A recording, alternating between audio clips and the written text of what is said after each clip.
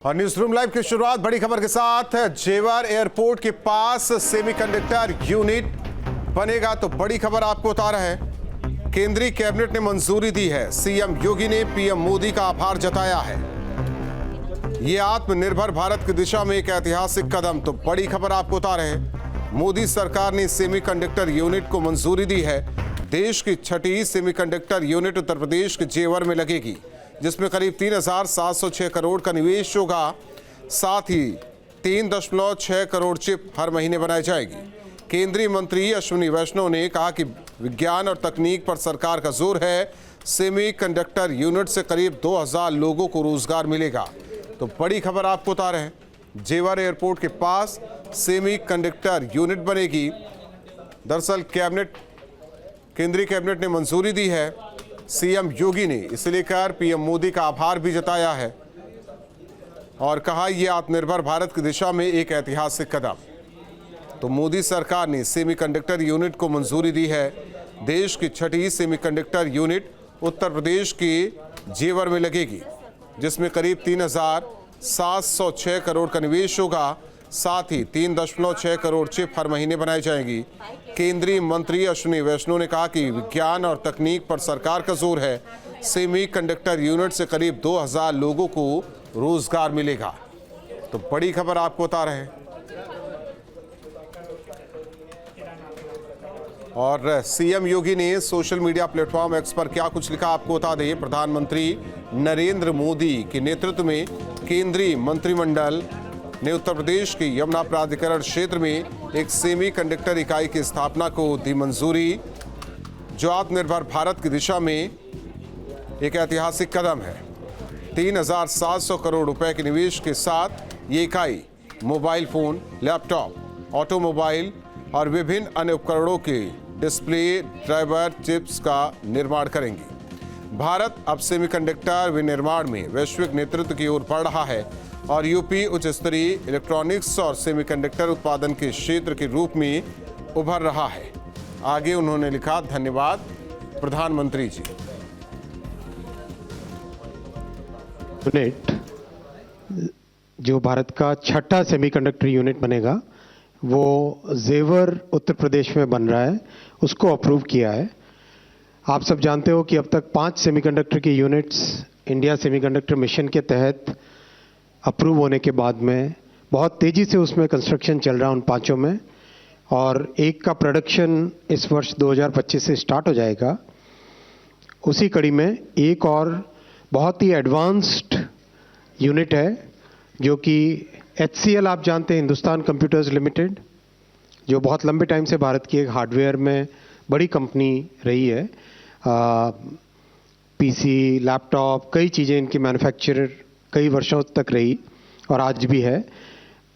वो और फॉक्सकॉन जो दुनिया का सबसे बड़ा इलेक्ट्रॉनिक्स मैन्युफैक्चरर है, उन दोनों का जॉइंट वेंचर है ये। डिस्प्ले ड्राइवर की चिप्स इस प्लांट में बनेगी और ये देश की रिक्वायरमेंट भी बहुत बड़ी है, क्योंकि देश में इलेक्ट्रॉनिक्स मैन्युफैक्चरिंग जिस तेज़ी के साथ बढ़ी है, अभी पिछले 10 वर्षों में 5 गुने से ज़्यादा इलेक्ट्रॉनिक्स मैन्युफैक्चरिंग हुई है। उसके चलते डिस्प्ले की डिमांड भी बढ़ती जा रही है। तो डिस्प्ले का एक कोर फंक्शन होता है डिस्प्ले के ड्राइवर की chip. So display driver chip is one of the key components in the entire display assembly. The display driver chip drives the display, makes sure that whatever has to be displayed is given in the right format to the display, so that then it can be displayed, it can be shown, it can be visualized. 3.6 crore 36 million chips per month का इसका रहेगा। Operation सिंदूर पर सरकार और सेना के दांव पर अखिलेश यादव को भरोसा नहीं है, तो बड़ी खबर आपको बता रहे हैं इस वक्त की। अखिलेश यादव ने सोशल मीडिया प्लेटफॉर्म एक्स पर पोस्ट किया है, लिखा है, बाहरी दावों की अंदरूनी सच्चाई बताए सरकार। तो बड़ी खबर आपको बता रहे हैं इस वक्त की। ऑपरेशन सिंदूर को लेकर अखिलेश को सरकार और सेना के दावों पर भरोसा नहीं है, तो बड़ी खबर आपको बता रहे हैं। अखिलेश यादव ने सोशल मीडिया प्लेटफॉर्म एक्स पर पोस्ट किया है, लिखा, बाहरी दावों की अंदरूनी सच्चाई बताए सरकार। तो बड़ी खबर आपको बता रहे हैं इस वक्त की।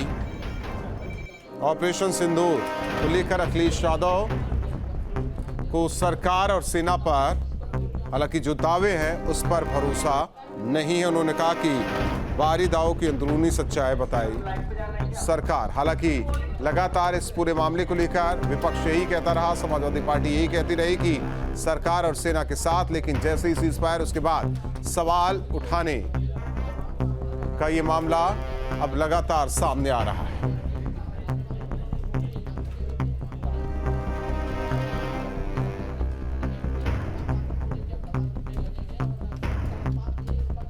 यूपी में गर्मी ने अपना रुख बदल लिया है। प्रदेश के कई जिलों में तापमान 45 डिग्री पर पहुंच चुका है।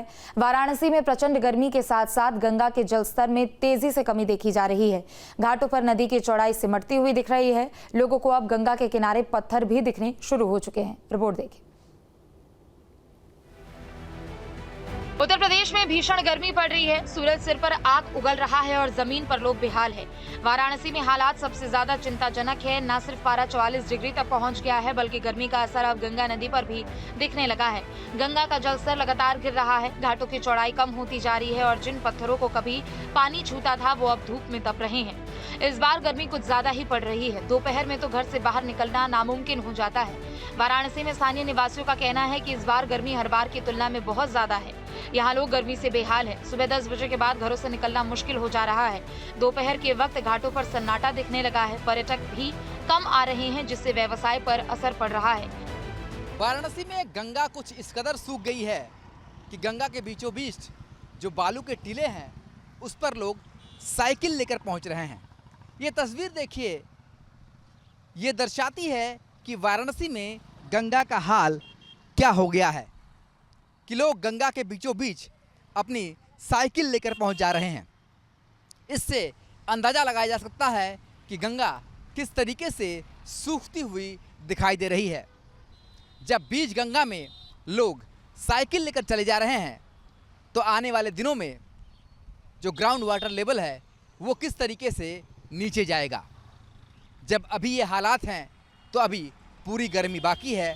ऐसे में गंगा के जो तटवर्ती इलाके हैं वहाँ पर पेयजल की सप्लाई का जो मुख्य हिस्सा है वो गंगा ही है और गंगा ही वो स्रोत है जिससे लोगों की प्यास बुझती है।